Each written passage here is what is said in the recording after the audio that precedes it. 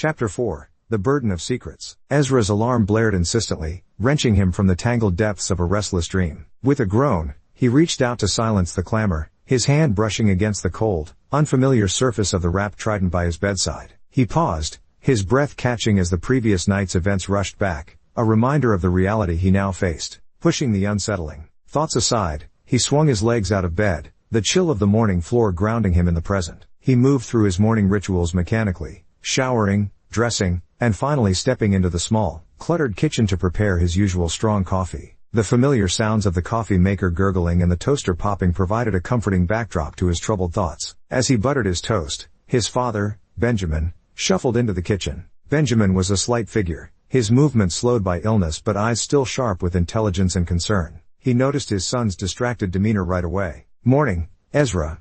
You were up late last night, weren't you?" Benjamin began, his voice soft but probing as he took a seat at their tiny kitchen table. "Yeah, just some extra work on the boat," Ezra replied, avoiding his father's gaze as he poured coffee into 2 mugs. His voice was deliberately casual, hoping to deflect further inquiry. Benjamin accepted the mug of coffee with a nod, watching Ezra closely. "I heard you come in last night, son. Sounded like you were dragging a sack of rocks. Everything all right at work?" Ezra set his mug down a little too sharply, coffee sloshing over the side. He wiped it up with a sigh, steeling himself for this conversation. "It was nothing, Dad. Just had to deal with some equipment issues. It's all sorted now." Benjamin frowned, concern etching deeper into his weathered features. "Ezra, I know you're trying to protect me from worrying, but you're not alone in this. Whatever it is, we can face it together. You know you can talk to me, right?" Ezra hesitated, torn between his instinct to protect his father from further burdens and the growing weight of his secret. "I know, Dad. I need to handle this on my own. It's part of the job," he finally said, forcing a smile. Benjamin reached across the table, laying a frail hand over Ezra's. "Just remember, I'm here for you, no matter what. Your mother would have said the same. Don't carry it all by yourself." Ezra squeezed his father's hand, touched by the gesture and pained by the reference to his mother. "Thanks, Dad. I'll remember that." The brief exchange was a clear reflection of their relationship, Ezra's protective nature clashing with his father's insightful concern. Each understood the other's burdens and the unspoken promise to shield one another from additional pain. With breakfast over, Ezra cleaned up and grabbed his jacket, preparing to leave for the dock despite his internal turmoil. He was determined to maintain normalcy, to not let the artifact's mysterious call disrupt the life he had built. Yet, as he stepped out into the brisk morning air, the weight of the trident in his room was like a physical presence, pulling him back even as he walked away. The crisp morning air was a small relief as he made his way towards the subway. After arriving at the harbor, he walked briskly toward the docks, his mind a whirl of anxiety and unresolved questions from the night before. He kept replaying the events, the voices, and the power that surged through him in the deep sea. Each step he took towards Siren's call increasing his desire to just dive back into work and drown out the incessant whisper of the trident. He worked the day away at the tour boat as he tried to clear his mind of yesterday's events. After his shift was done at 4:45 p.m. he swapped his clothes ready to start work on the sailing boat. As he approached the familiar outline of the boat, he noticed old Pete standing at the gangway, his posture rigid and expression unusually stern. It was clear he was waiting for Ezra, and not for a casual morning greeting. "Ezra, hold up there," old Pete called out as he spotted him. The tone of his voice, gruff yet tinged with concern, made Ezra slow his approach, a knot of dread tightening in his stomach. "I need to talk to you before you step aboard," Pete continued, crossing his arms as Ezra came to a stop in front of him. His weather-beaten face was serious, eyes probing. Ezra's heart sank. "What's going on, Pete?" he asked, though a part of him already guessed the reason for this interception. Pete sighed, glancing back at the boat before returning his gaze to Ezra. "I'm giving you some time off, Ezra. Starting today. You need to rest and sort yourself out after what happened last night," he said decisively. Ezra's first response was to reject the idea outright. "Pete, I appreciate your concern, but I'm fine. Really, I need to be here, working. It helps," he argued, trying to keep his voice even, though his insides were coiling with frustration. Pete shook his head, unmoved. "No, son. I've seen men go back to work too soon after incidents. It never ends well. You're taking 2 weeks off. No arguments. That's an order, not a suggestion." "But, Pete, it's final, Ezra." Pete's voice was firm, leaving no room for negotiation. "Look, I've seen enough to know when a man's about to break. You're not just risking your own neck out here, you're responsible for the whole crew. I can't have you on board like this." The finality in Pete's words struck Ezra harder than he expected. He stood there, momentarily lost for words, the reality of his forced isolation settling heavily on his shoulders. 2 weeks, he finally muttered, a mix of resignation and defiance in his tone. Pete softened slightly, clapping a strong hand on Ezra's shoulder. Use the time wisely. Rest, think, do whatever you need to do to get your head straight. We need you in top form, not half distracted by whatever's eating at you. Reluctantly, Ezra nodded, understanding the wisdom in Pete's words despite his inner resistance. All right, I'll take the time. But I'm not just going to sit around, he said, more to himself than to Pete. Good man, Pete replied, giving Ezra's shoulder a squeeze before turning back to the boat. We'll manage here. Just make sure you come back ready. As Pete walked away, Ezra stood watching the sirens call for a few moments, feeling adrift. The thought of staying away from the sea, from his crew, and his daily routines was unsettling. But perhaps Pete was right. Maybe he did need this time, not just for rest, but to confront the deeper, more daunting task of understanding the Trident's call. Forced to take an unwelcome break from his work on Siren's Call, Ezra sought to fill the void and keep his worries at bay by picking up a few extra hours guiding tours on the tour boat. The shifts were sporadic and short, never enough to replace the long, grueling hours he was accustomed to spending on the fishing boat. He felt restless, his mind always drifting back to the strange, pulsing artifact hidden away in his apartment. Determined to keep his father from probing too deeply and to avoid weaving a web of lies, Ezra decided to spend his newfound free time at the local library. Surrounded by the musty scent of old books and the quiet murmur of fellow patrons, he dove into research with a fervor, hoping to uncover anything that could explain the Trident's origins or its mysterious powers. He scoured maritime history books, delved into myths and legends of the sea, and pored over academic papers on archaeological underwater finds. The library's computers became his constant companions as he sifted through digital archives and databases, his eyes weary from scanning countless pages. However, the more he searched, the more elusive the answers became.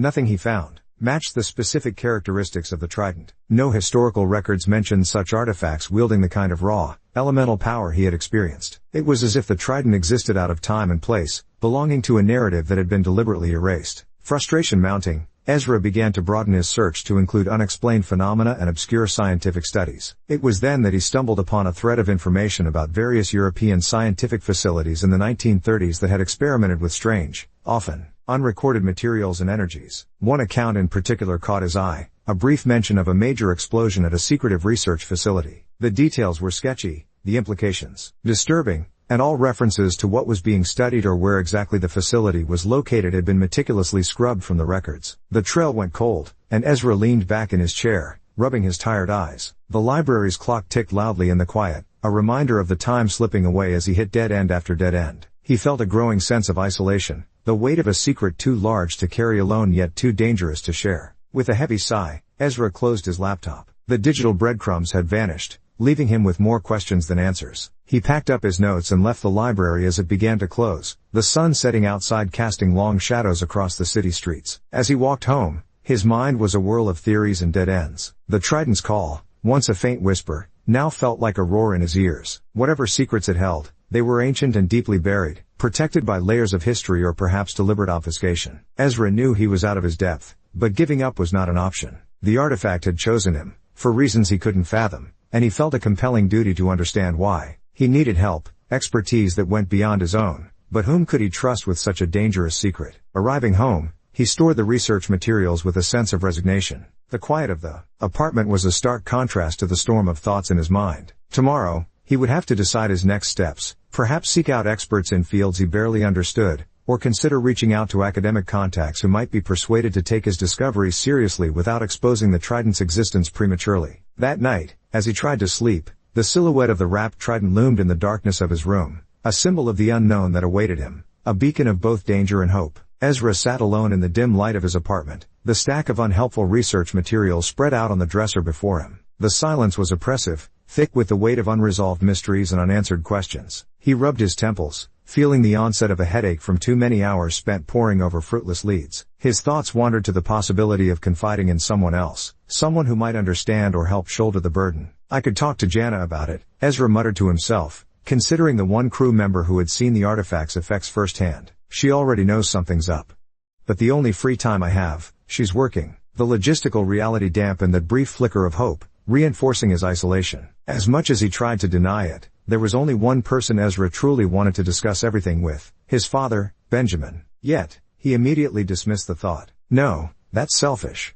Dad has enough going on already, I don't want him caught up with this. His father's well-being was his top priority, and Ezra was determined not to add to the older man's stress. Left with no other options, Ezra turned inward, resolving to rely on himself. He glanced over at the trident, wrapped and innocuous, sitting in the corner of the room. An idea slowly took shape in his mind, a spark of possibility amid the frustration. It shrank and regrew before. Maybe I can do it again, he whispered, a mix of hope and determination in his voice. Approaching the artifact hesitantly, Ezra unwrapped it and laid it out on the table. It looked innocuous, almost ordinary, but he knew better. He remembered the feel of the trident in his hands, the surge of power, and the mysterious resizing. Maybe there's something to that, he thought, the gears in his mind turning. It was difficult at first. He didn't know what he was doing. He stared at the trident, willing it to change, to give up its secrets. Nothing happened. Taking a deep breath, Ezra tried to clear his mind, to focus solely on the artifact and his connection to it. Slowly, he reached out, fingers trembling as they brushed against the cold metal. And then,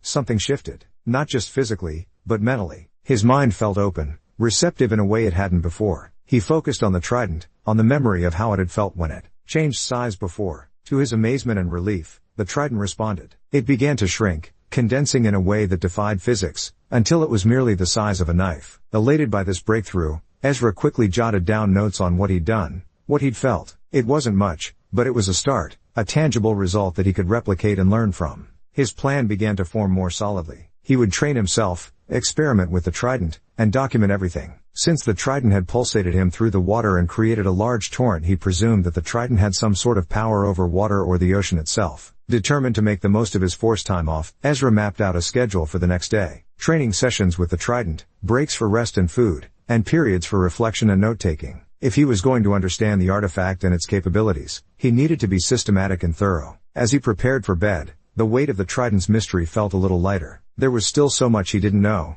so much potential for danger. But now he had a path forward, a way to perhaps control and understand the power he'd unwittingly unleashed. The night was long, and sleep was fitful with dreams of deep seas and glowing lights, but Ezra faced them with a new resolve, ready to explore the depths of the trident's secrets, armed with determination and a burgeoning hope. Chapter 5. Echoing Nightmares. Ezra's sleep, once a sanctuary from the burdens of his waking hours, had transformed into a theater of horrors. Each night as he drifted off, the darkness of his small room was replaced by a more profound darkness, one punctuated by flashes of violent battles and profound betrayals. The scenes were vivid and visceral, filled with the clamor of clashing steel, the cries of the wounded, and the acrid smell of smoke from distant fires. One recurring nightmare was particularly harrowing. He found himself in the midst of a war-torn landscape, chaos unfolding around him. The ground was muddy, churned by the passage of many feet and stained with blood. The air was thick with the smell of death and gunpowder. In the dream, he was running through a battlefield, dodging arrows and sword swings, driven by an urgent sense of purpose he couldn't understand. He felt a profound connection to a cause, a deep-seated duty to defend something vital, though what it was remained just beyond his grasp. Another night, he dreamt he was trapped in a small, dark space, the heat suffocating, as flames licked the wooden walls around him. The fear was palpable, his skin felt the sear of the flames, and he could almost taste the smoke filling his lungs. Desperate, he called out for help in a language that wasn't familiar, yet the words felt right on his tongue. Ezra woke from these nightmares gasping, covered in sweat, the echoes of the screams and the heat of the fire lingering in his senses. He lay awake afterward, heart pounding, trying to make sense of the vivid images and intense emotions that felt so alien yet so personal. Each morning, he felt more drained, as if he'd been fighting actual battles rather than shadows in his sleep. During the day, the memories of the nightmares haunted him. As he went about his routine, the scenes replayed in his mind, fragments of dreams mingling with reality. He found himself jumping at sudden noises, a part of him still alert for the clash of swords or the crackle of fire. The emotional toll was mounting, each dream leaving a residue of fear and confusion that he couldn't shake off. Ezra had no time to wallow in fear from these dreams. He couldn't afford to be distracted. After walking into the apartment's single bathroom, he splashed himself with water and lightly smacked both his cheeks. It's just a dream. You can't be late for the one job you still have, Ezra reassured himself. He continued on with his routine, breakfast with his father and sister, preparing his sister to be picked up by their aunt, taking the subway to the harbor and finally beginning his shift on the tour boat. Ezra was steadfast even with the incident on the Siren's Call, the Trident, forced time off, and finally the horribly vivid nightmares. He would let nothing come in between him and his duties. Ezra's tour gig continued as it always had. Except now, instead of daydreaming about bills and responsibilities, his thoughts were claimed by the strange artifact and the mysteries surrounding it. The surrealness of his nightmares had claimed their stake in his wandering mind. He went on talking about the city and his history with group after group, each with every person enthralled. Every person except Ezra. His performance was perfected so that he was almost in autopilot. He was snapped out of his trance by one of his co-worker telling him it was time to go home. In somewhat disbelief, Ezra turned to see the sun beginning to set. At the end of his shift, he found solitude at a secluded section of the harbor, where the city's bustling noise faded into a distant murmur, and the lapping of the water against the dock provided a soothing backdrop to his focused concentration. He remembered the initial success he had with shrinking and regrowing the artifact, but manipulating water proved to be a far more elusive skill. He began each session by setting the trident beside him, taking a moment to steady his breathing and clear his mind of any distractions. The metal of the artifact felt cool and heavy in his hands, its surface smooth and oddly comforting despite the powerful and unpredictable forces it contained. At first, his attempts to manipulate water had been clumsy, driven by frustration and a desperate need for some control over the newfound powers. He would thrust the trident toward the harbor water, expecting forceful results immediately. But the water remained indifferent, rippling under the gentle breeze, ignoring his efforts. This continued on for 3 days, each day marked by his usual routine ending in his late-night training sessions. Each night resulted in nothing but his efforts completely in vain.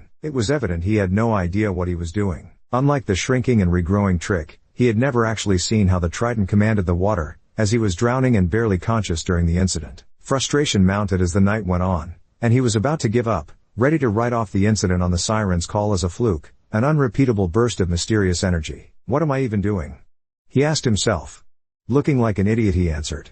If nothing happens tomorrow, I'll have to figure out something else. Defeated, he packed up his gear and took the subway home. Hoping over the rail and squeezing in a packed train, his mind was adrift thinking about the trident, the training and the nightmares. But to him the worst of it all was the secrets he kept from his family and a wish that he could explain everything. Eventually he made it to his apartment. The creaking floors and rotting walls guided him to his apartment door. That night, after coming home from his training, Ezra began to turn off the lights in the small apartment. All that was left was the old TV that his sister was watching. It was an old cartoon on rerun, one that Ezra used to watch when he was a child. He saw a girl and a young bald monk moving and bending the water by a river. They did so easily and smoothly, along with a scroll that showed how to do so. The next day during his training session, having nothing to lose, he decided to try to mimic the movements with trident in hand. He mimicked the sweeping, deliberate gestures he'd seen on screen. To his amazement, this approach yielded his first success. A small spray of water, mostly small droplets that he lifted from the surface, dancing in the air before splashing back down. It was a minor accomplishment, but it sparked a new understanding in him.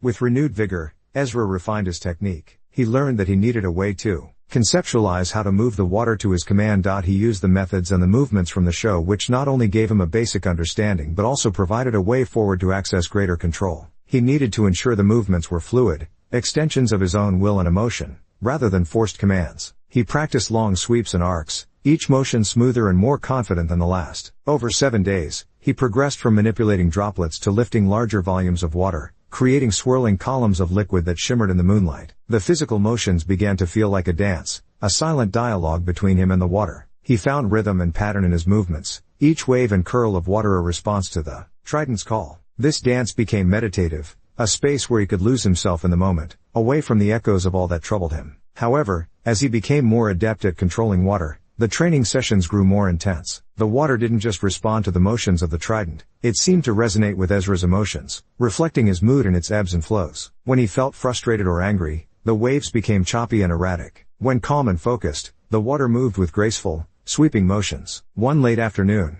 as the sun began to dip below the horizon, casting long shadows and turning the water's surface into a tapestry of gold and amber, Ezra felt a breakthrough. He managed to sustain a large swirl of water in the air for several minutes, controlling its movements with precise gestures, feeling an exhilarating sense of unity with the element. Breathing heavily, he lowered the water back into the harbor, watching as it rejoined the body from which it had come. He stood there for a moment, trident in hand, feeling more powerful and yet more burdened than ever. The learning of this skill was a significant step, but it brought him no closer to understanding the why the trident had chosen him. As the chill of the evening air set in, Ezra wrapped the session up, feeling a mixture of accomplishment and deepening mystery. The physical mastery of the trident's power was progressing, but the psychological and historical weight it carried was something he was only beginning to uncover. He gathered his things and headed home, the trident shrunken down and placed in a weathered backpack. As Ezra's proficiency with the trident grew by day, his nights became increasingly haunted by vivid and intense nightmares. These dreams, once merely unsettling echoes of battles and cries, deepened into sensory-rich experiences that left him gasping for breath upon waking. Each night, As he drifted off to sleep, Ezra was transported to a tumultuous era that felt both alien and intimately real. He found himself in the thick of brutal conflicts, the air thick with the smell of smoke and the iron tang of blood. The ground beneath his feet was often muddy, churned into a slick morass by the passage of soldiers and horses. The screams of the wounded and the clash of steel were almost deafening, the chaos palpable enough to stir a primal fear in his heart. One recurring dream was particularly vivid. He was leading a charge across a field that was swept with arrows, the sky darkened by their dense, deadly cloud. He could feel the weight of armor on his body, the heft of a sword in his hand, and a profound sense of duty that drove him forward despite the danger. Each time he experienced this dream, he could hear commands and shouts being issued, a language he didn't consciously understand but seemed to comprehend perfectly in the throes of the nightmare. Another night, he experienced being trapped in a besieged stronghold, surrounded by flames that crept along the wooden barricades. The heat was suffocating, the light blinding, and the smoke filled his lungs with each labored breath. The desperation of those final moments before being overtaken by the fire felt agonizingly real, causing him to wake in a panic, his room oppressively hot despite the cool night air outside. Each morning after these nightmares, Ezra awoke exhausted, as if he had truly lived through the ordeals of his dreams. His body ached, and his mind was foggy with the residual fear and adrenaline of battle. These weren't just dreams, they were experiences, each one etching itself into his memory with disturbing clarity. The intensity and frequency of these nightmares began to take a toll on Ezra's daily life. He found himself distracted, jumping at sudden sounds and growing increasingly irritable. His days were marked by a pervasive anxiety, a constant looking over his shoulder as if the horrors of his dreams might manifest in his waking world. Despite the terror and confusion, Ezra was compelled to document his dreams. He began keeping a detailed journal, describing each scenario, each feeling, and each spoken word he could recall. His hope was to find patterns or clues that might help him understand why these nightmares were happening to him, what they meant, and how they were connected to the trident. But as the days passed, the line between his dreams and reality seemed to blur. Phrases from the dreams lingered in his mind during the day, words in French that he found himself understanding with unnerving ease. Historical tactics and battle strategies, none of which he had ever studied, suddenly made sense to him. This knowledge was alien, yet it felt as if it was truly his, seeping into his consciousness. One morning, as this inner turmoil reached a peak, a startling incident occurred that shifted Ezra's understanding of his connection to the trident. It was a regular morning, and he was in the kitchen with his father, Ben, preparing breakfast. The sun filtered through the small window, casting a warm glow over the modest kitchen. Ezra, caught in a moment of reflection, absent-mindedly began speaking about his plans for the day. "Bonjour papa, comment tes sens, tu? Avez-vous bien dormi?" Ezra asked nicely. "Oh, j'avais presque oublié que tu es rendez vous chez le médecin la semaine prochaine.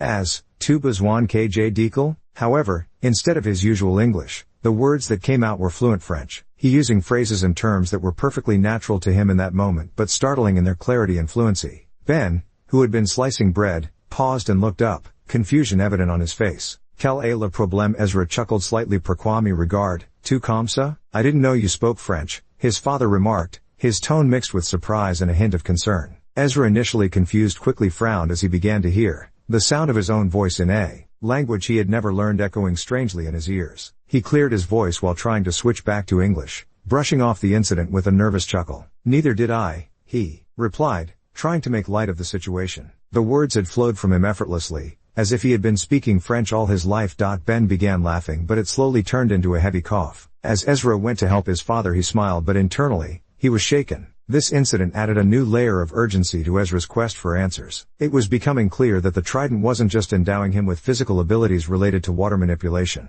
It was also unlocking latent knowledge from mysterious places. The realization that these experiences were becoming part of his own cognitive process was both fascinating and deeply unsettling. Afterwards, he began to get his sister ready to be picked for school and make his way to work, but he constantly wondered about everything that was happening to him. What was the point of these nightmares? Who were the people that he saw every night?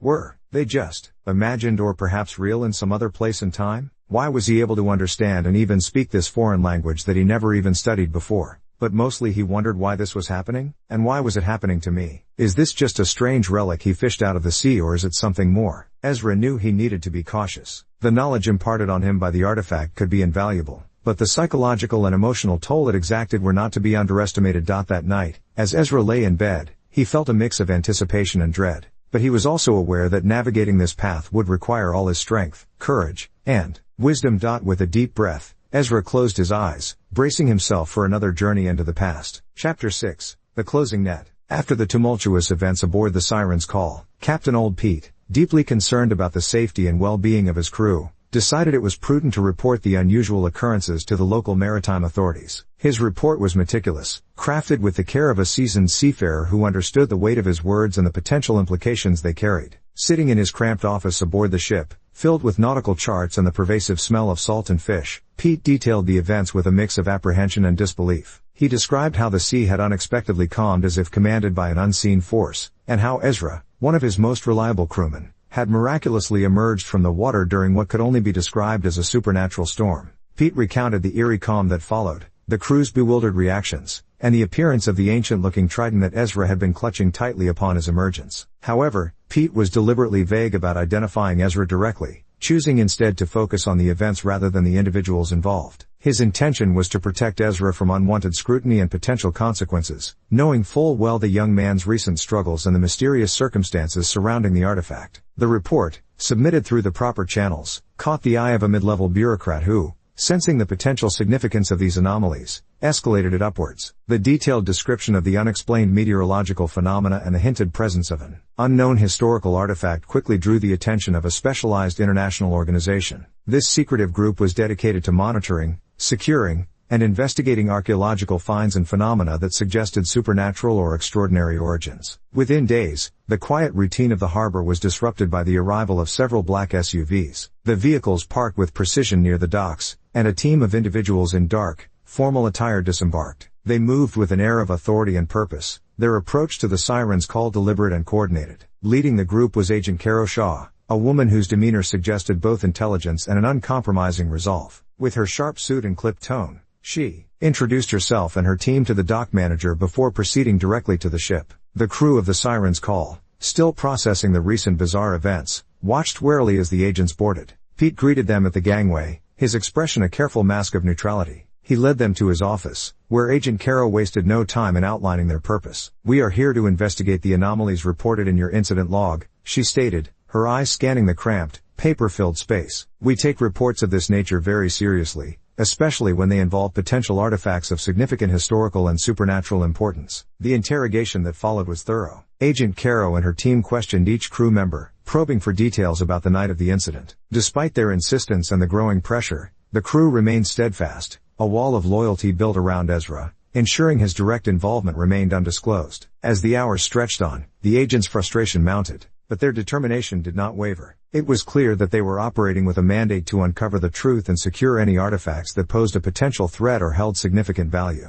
Finally, as twilight began to cast long shadows over the deck of the Siren's Call, the agents discovered the ship's ledger. The detailed entries, meticulously maintained, eventually led them to Ezra, whose name appeared repeatedly around the critical dates. This discovery was the breakthrough the team needed, setting the stage for the next phase of their investigation and drawing Ezra unwittingly back into the center of an escalating international intrigue. The following day, under a sky smeared with the dull gray of early morning, Ezra's routine was abruptly interrupted. As he concluded his shift as a tour guide, explaining the rich maritime history of New York Harbor to a group of attentive tourists, he noticed a pair of police officers approaching. Their expressions were serious, and their pace deliberate, signaling that this was no routine interaction. "Ezra Jacobs?" one of the officers called out as they reached him. "Yes, that's me," Ezra replied, his stomach tightening with apprehension. "We need you to come with us, please," the officer stated, displaying his badge to underscore the seriousness of the request. "There are some questions we need to ask you about an incident recently reported." Ezra nodded, a sense of inevitability settling over him. He had sensed that the strange events and his own actions might eventually attract attention, but the reality of being detained brought a sharp, cold edge to his thoughts. He followed the officers, casting a last glance back at the harbor, wondering when he would see it again under normal circumstances. The police car ride to the station was tense and silent. Ezra sat handcuffed in the backseat, watching the familiar streets pass by, each turn taking him deeper into an uncertain future. Upon arrival, he was led into a stark interrogation room, the starkness of the white walls and the harsh fluorescent lighting heightening his unease. After what felt like an interminable wait, the door opened, and Agent Caro entered the room. Her presence seemed to fill the space, her demeanor as composed and imposing as it had been on the docks. She sat down across from Ezra, placing a file and a digital recorder on the table between them. "Ezra Jacobs, I represent an international organization that deals with matters of